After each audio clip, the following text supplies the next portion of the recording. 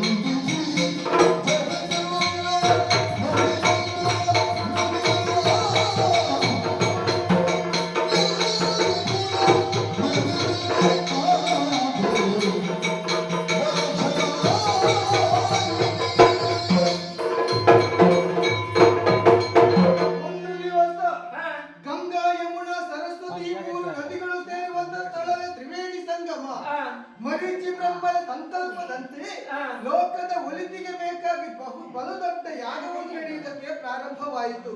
33 ಕೋಟಿ ದೇವತೆಗಳು, ಋಷಿ ಮುನಿಗಳು ಎಲ್ಲರೂ ಆಗಮಿಸಿದ್ರು. ತುಂಬಿದಂತ ಸಭೆಗೆ ಒಬ್ಬ ಅಧ್ಯಕ್ಷ ಸ್ಥಾನ ಅಂತ ಬೇಕು. ಖಂಡಿತ.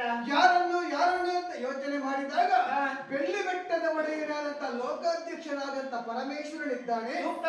ಅವನೇ ಯೋಗ್ಯವಾದಂತ ವ್ಯಕ್ತಿ ಅಂತ ತಿಳಿದುಕೊಂಡು ಎತ್ತರವಾದ ಆಸನವನ್ನು ನನಗೆ ಕೊಟ್ಟರು.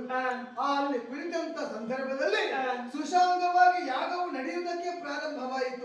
ಆ ಸಂದರ್ಭಕ್ಕೆ ನಿನ್ನ ಅಪ್ಪನಾದಂತಹ ದಕ್ಷ ಪ್ರಜಾಪತಿಯು ನೇರವಾಗಿ ಅಲ್ಲಿಗೆ ಬಂದದ್ದು ಮಾತ್ರವಲ್ಲ, ನನ್ನ ಕಡೆಗೆ ದೃಷ್ಟಿ ಹಾರಿಸಿ ಬಾಯಿಗೆ ಬಂದ ಹಾಗೆ ಜರಿದು ಬಿಟ್ಟ.